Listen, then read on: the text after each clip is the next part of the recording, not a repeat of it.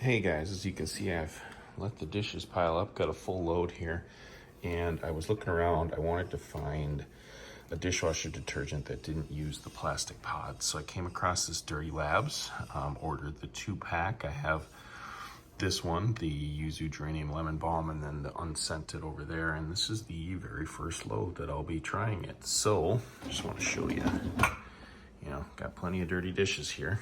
I'm gonna load this up. I believe you just do 1 scoop. 1 scoop regular load, 2 scoops for heavily soiled dishes.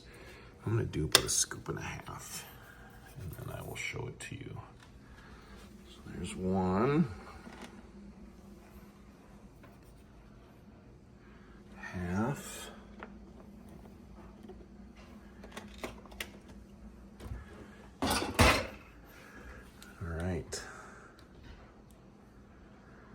Got normal wash, normal. I'll come back and show you when it's done. All right, guys, let's see how we did.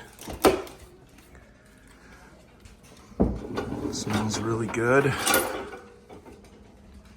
Crystal clean.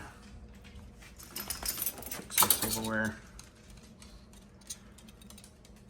Clean and shiny.